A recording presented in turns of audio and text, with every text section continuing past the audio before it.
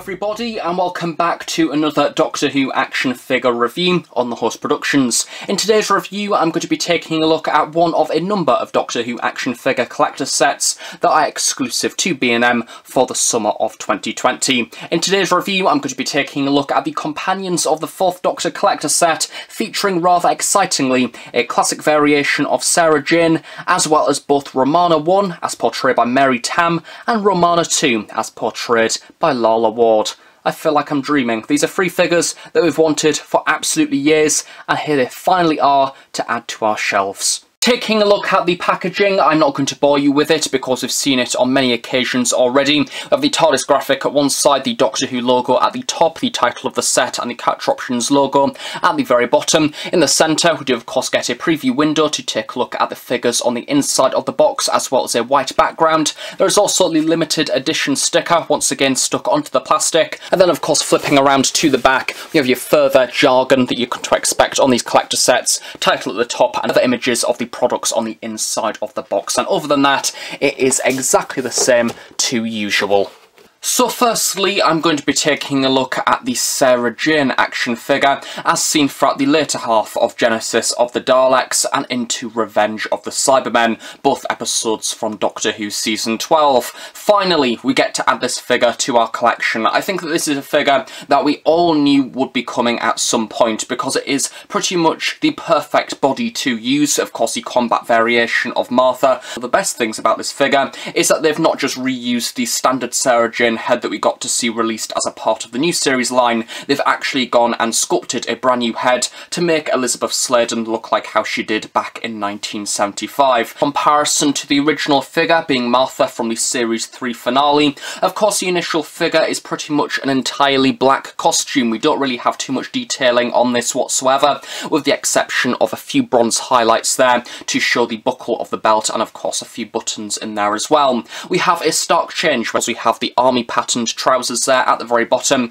along with the brown shoes and of course the green jacket. Again, something that is completely different to the original Martha figure. Also within the actual story itself, Sarah Jane did have her jacket open to reveal a cream shirt underneath. That is not present on this figure. There is an ever so slight suggestion of that with the collar at the very top. However, of course, having that fully exposed would require a brand new sculpt, and to be honest, I think that this figure works just as well without it. The vast majority of the upper half of the costume has simply been painted in a standard darker green colour, with some highlights on the buttons using a black paint application. As per usual, this is littered with the detail that you come to expect from Capture Options action figures, with a few creases and wrinkles running around the side, as well as of course a few stitching lines to represent the jacket itself. At the very top we also have a series of collars, including a latch coming around to the side to hold the coat in place, as well as of course the lapels peeking out at the top there to give the impression of the cream shirt underneath. The back of the figure,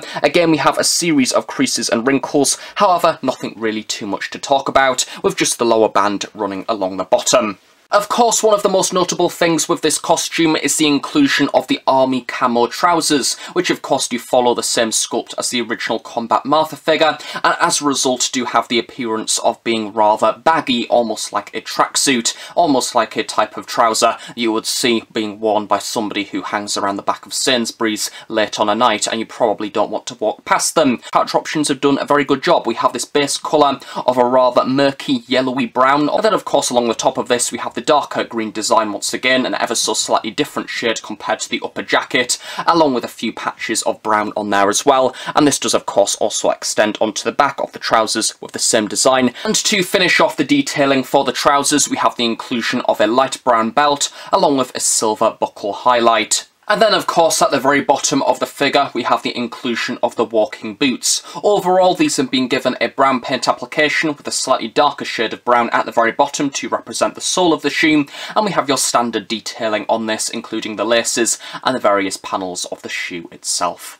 And now focusing on the thing that we are all here for, it is the brand new Elizabeth Sladen head sculpt, and it is absolutely brilliant, and that is a reoccurring theme for all of the figures within this set. I think that all of them sport a brilliant sculpt likeness to the initial actress that portrayed the companion. So here we have with Elizabeth Sladen a rather bop style of haircut, and of course a much younger style of face compared to the other Sarah Jane figures that we've seen within the character options line. Now, something that I do warn, I recommend going in store and closely looking at these action figures, because when I've been going from branch to branch trying to track down these collector sets over the past few days, probably one of the things that has given me the most joy, aside from walking many miles to go to a store to find out that a scalpel has been there already and nabbed absolutely everything, is the miffed expression on Sarah Jane's face. There has been miffed versions of Sarah, angry versions of Sarah, happy versions of Sarah, creepily very happy versions of Sarah. So it is one of those things that it does vary between the different figures. It's a bit like the Joe Grant action figure, where it can either look borderline neutral or manic and crazy. So here we have some paint application on the face. It's been given a rather pale natural skin tone, along with the inclusion of some rather good detailing around the eyes, including a black line to represent presumably eyeliner, and of course the eyebrows in there as well, that have been painted on in what is probably quite a cartoon manner. However, I don't mind too much, and of course to finish this off we have a lighter pink paint application to represent that of the lips. As for the actual hair itself, again, this is an absolutely lovely sculpt. You have loads of creases in there, and of course the different strands of hair being swept around to the side of the face, and that also continues onto the back as well, where we have various different sections of hair, really creating that bob style of shape, along with numerous amounts of lines in there as well. Of course, overall, it most definitely looks like Sarah Jane, and it is of course a very welcome addition to the collection indeed. To think that this is a sight that a number of years ago, it's something that we could only dream of. Here we have Harry Sullivan and Sarah Jane alongside the early variation of the 4th Doctor, completing the Doctor Who Season 12 TARDIS team. An absolutely brilliant sight indeed, representing one of the best eras within the entire history of Doctor Who. And I imagine that now we have both sculpts for Sarah Jane and Harry, we will no doubt see further variations of these companions in the future. I think we'll most definitely see a suited variation of Harry from the Ark in Space, and no doubt another variation of Sarah. I would personally love to see one from Pyramids of Mars to go alongside the many figures from that story. However, I think quite frankly, especially in the case of Sarah, now we have this head sculpt, there's endless opportunities of costumes they could attempt to recreate. And the excitement doesn't end there, as the second figure of this set is yet another 4th Doctor companion that we haven't seen before. It's none other than Romana I, as portrayed by Mary Tamm, as seen throughout the Key to Time story The Pirate Planet, which I have recently watched and I thoroughly enjoyed, having never seen it before. Now this is a figure that again I never thought we would see as a part of the classic series line. However, it is an absolute joy to add another 4th Doctor companion to the collection. I'm not going to let the brand new exciting head sculpt 100% distract me, because yes, it is absolutely brilliant to have Mary Tamm too. However, the body that has been used for this action figure is not particularly that accurate to what is seen throughout the Pirate Planet whatsoever, and that is something that can't particularly be helped, because it is a rather unique looking costume, and I struggle to think of any character options action figure that would be an adequate representation of the costume as seen throughout that story, because throughout that episode, yes, Mary Tamm is wearing a rather glamorous looking pink thing. I don't particularly know what it is. It looks a bit like a jumper or pullover, which you can't see a white shirt underneath. It entirely covers the front half of the body and even drapes below the trousers as well. So here we have a rather standard looking blazer that has been used,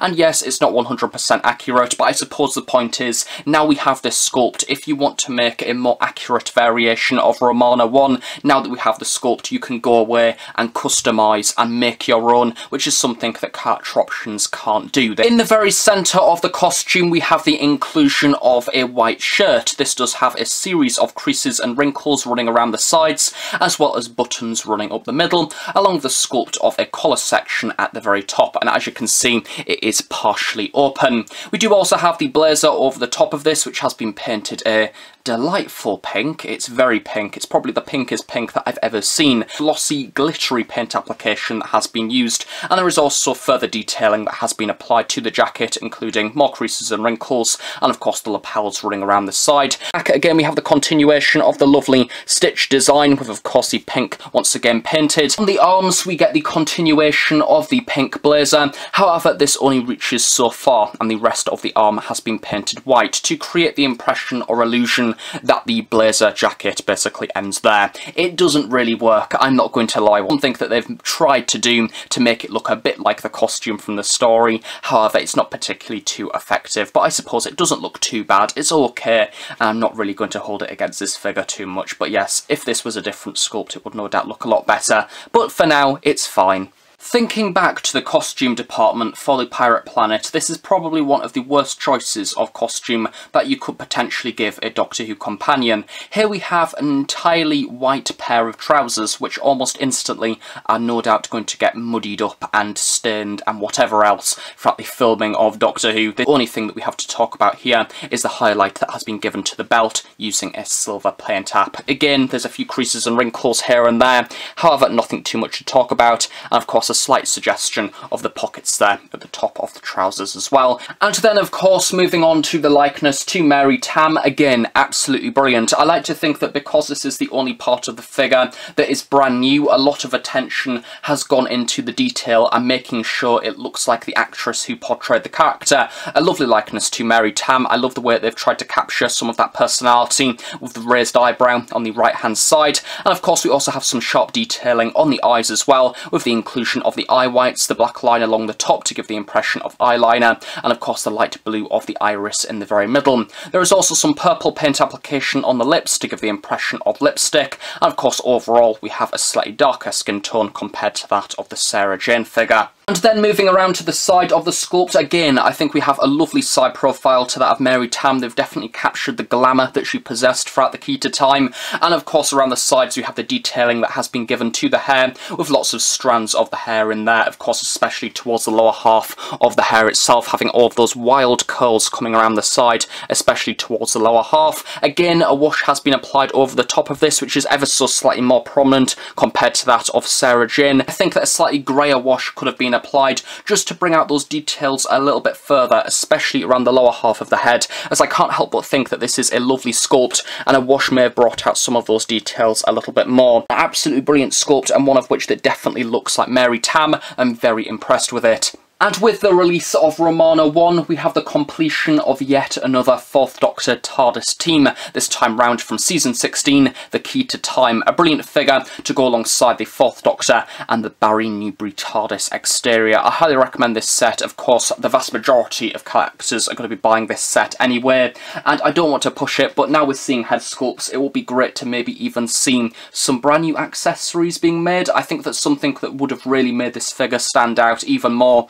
will be the inclusion of a segment of the Key to Time, or a Key to Time tracker, something like that, especially given that she holds it for the vast majority of the season anyway. However, for the most part, of course, it's worth adding to the collection, but you don't need me to tell you that, because you've no doubt bought it already. I interrupt the current Doctor Who product review to deliver a shameless plug. Doctor Who, the classic series action figures A History, will be returning to the Host Productions in September 2020, taking a look at each and every Doctor Who classic series action figure since the very beginning of the line in 2008, right up until present day. 4 of the episodes have already been uploaded to the Host Productions in late 2019, and when the series returns in September, it will in fact be uploaded on a regular basis each and every fortnight right up until early 2021. So if you are new to the channel, stay tuned and do of course subscribe to get notifications for the series starting in September, and do of course stay tuned for more Doctor Who content each and every week. It's a series that I've been putting a lot of work into, along with a few other Doctor Who YouTubers making a brief cameo, and I really do hope that you enjoy it when the series returns in the next few weeks. Plug over. Third and final figure of this collector set is the second incarnation of Romana, as portrayed by Lalla Ward, as seen throughout the Season 17 opening story, Destiny of the Daleks, in her pink outfit. Now this is a figure that I've literally wanted for years, since the Forbidden Planet exclusive line started to release classic series companions, the likes of Leela and Perry.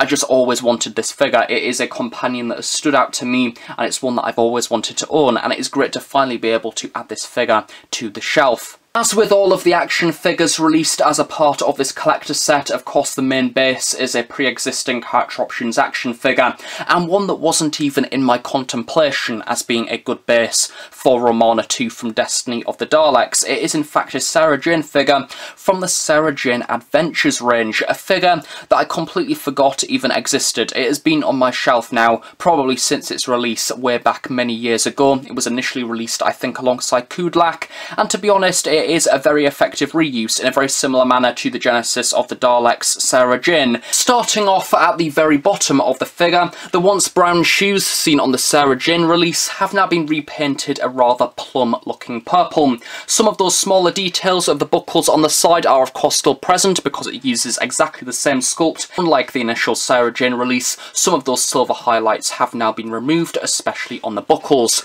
Of course, moving further up the figure, we have the inclusion of the pink trousers, which again, on the initial Sarah Jane Adventures release, this was in fact painted to look like jeans, and do of course have your series of creases and wrinkles. Progressing further up the costume, and once the scarf is removed, we take a look at Romana's jacket, and again, this is a really effective reuse. I'm really impressed. The entirety of the jacket has been sculpted in a light pink plastic, and we have this further detailing that has been brought out by a plum purple paint application. This runs up the side of the jacket to give the impression of lining, as well as bringing out the further details of the lapels of the jacket within the upper half, as well as the suggestion of the buttons on either side, and of course on the side of the jacket itself, even the detailing of the pockets, again emphasised by that purple paint application. There is also a line that is present on the sides of the cuffs of the jacket, as well as the sculpting of the buckles and the sections that do poke out, which is of course present on the Sarah Jane action figure, however isn't accurate to the costume as seen throughout Destiny of the Daleks, but hey, it's something of which that we don't particularly notice too much. Flipping around to the back of the costume, again we have a few more questionable details relate back to the fact that this is a Sarah Jane action figure, including this belt buckle running along the side, which isn't present on the Destiny of the Daleks costume, well as this windbreak along the top half of the coat. Moving the jacket aside ever so slightly to reveal what is underneath, this is where everything goes a little bit pear-shaped, and it reveals the burdens of using the Sarah Jane base sculpt. From what I can remember in Destiny of the Daleks, Romana wore a blouse type thing to kind of mirror that of Tom Baker's costume, but have a v-neck that has been used. However, this has been painted over the skin to give the impression of a circular neck cut top, and then we have all sorts of bands of purples and pinks across the white section, and this unusual skirt piece as well at the very bottom, and a bit of string dangling down from there, which doesn't make sense at all. I'm just going to quite frankly shut the coat up because it doesn't make sense, and it's just a good job that this figure comes with a scarf so you can handily disguise whatever is going on underneath the jacket. Because the scarf is in fact a brand new sculpt and is a lot more flexible compared to pretty much all of the other 4th Doctor scarves that we've seen previously within the Character Options line. It is very thin and has a few details of wrinkles running around the side, and of course on the opposite side it is also white as well. I think there might be an ever so slight wash that has been applied, or it might just be an off-white colour, but overall it's okay and definitely does the job, and I'm glad that they've included this over the regular 4th Doctor scarf because I think that would have looked rather unusual on this figure, and this much slimmer version works a lot more effectively. In the same manner as 4th Doctor action figures that have been released in the past, the scarf is simply pulled over the figure's shoulders, and you can of course also wrap it under the figure's hair due to it being rather flexible, and of course this does rather handily flop over the costume itself, disguising the unusual paint application underneath, but also completing this figure's look and costume, making a very effective figure to add to the collection, and one that I'm very happy with. And finally for this figure, once again we conclude with another brilliant likeness, this time round to that of Lalla Ward. And I think that Lalla Ward has a rather unique face, in particular her jawline and lower face is very sharp. It's been excellently captured on this figure. I love the way that we have the lines coming down the sides of the nose and around the mouth to emphasise the cheeks, and we also have that paint application on the lips as well, this time round a very vibrant red.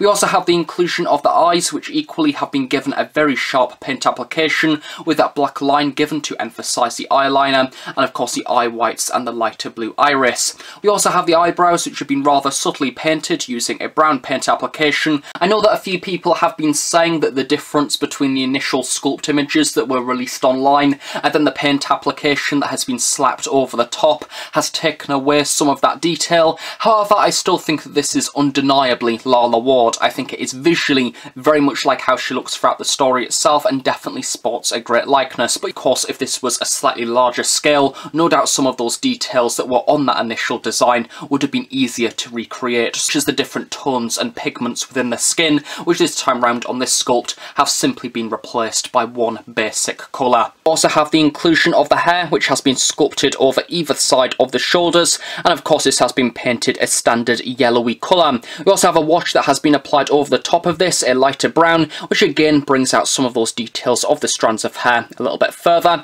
including especially these strands along the front, which have been almost brushed back into the hair itself. Then of course we return back around to the front with that darker highlight that has been used to represent the roots. Overall, this is without a doubt my favourite figure of this set. I absolutely love it. I think aside from those obvious problems underneath the jacket, including the messy paint apps, I think that the scarf nicely tidies that up, and overall at face value, when you look at this figure for what it is, it looks absolutely brilliant, and you can instantly tell it is the costume from Destiny of the Daleks, and after so many years, I'm really happy to finally be able to add this figure to the collection. Of course, once again, for the third time in this review, with the release of Romana II, this completes yet another 4th Doctor TARDIS team, this time from Doctor Who Season 17. A brilliant figure, and I imagine we're going to see another Romana II released at some point in the future. I just wonder what costume they will pick. I would love to see a City of Death variation, however I'm unsure what base figure they could use to effectively recreate that sculpt. I do think that the jacketless version of this Sarah Jane would be very good for a Leisure Hive variation of Romana perhaps, but who knows. I just can't wait to see what else this line has in store. So with that does of course conclude yet another Doctor Who B&M exclusive action figure collector set review, this time round of the Companions of the 4th Doctor collector set, exclusive to B&M at a recommended retail of £19.99. For the first time on the Host Productions, this conclusion is going to be very short but very sweet, but with a very obvious message. These figures we've wanted for absolutely years. With 3 brilliant head sculpts, it is brilliant to finally be able to add them to the collection. You do not need me to tell you that this set is amazing, so simply go out and buy it, add it to your collection, and be done with it. One of the best Doctor Who action figure collector sets that has been released for many, many years. So thank you very much for watching this review. Stay tuned for more Doctor Who content on the Host Productions each and every week, and of course more B&M exclusive reviews to come in the future. Bye for now.